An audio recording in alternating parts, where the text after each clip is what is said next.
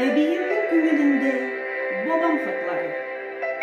Ул аларның һәрберсе хакында бәйнә-бәйнә сөйләй. Күзләреннән тыелгысыз яшь тама. Үзенең башыннан ниләр кичкәнен никтер яшергән була.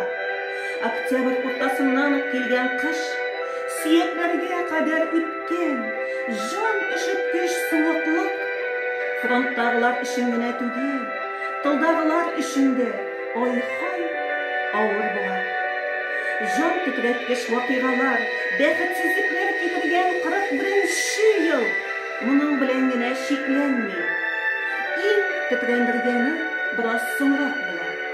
Һәм мәңге онытылмаслык булып хәтергә уелып кала. Ел азагы декабрьнең 22-се. Жан өшеткеч хәбәр ишек кага. Бабам сугышта үлгән. Кайгылы хәбәр талчыккан әбиемне тәмам аяктан йыга.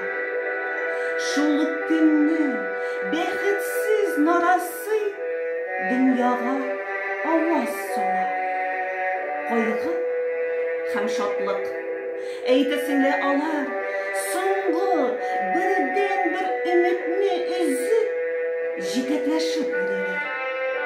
Тумас борын ятим калган сабый, таянышын югалткан ана.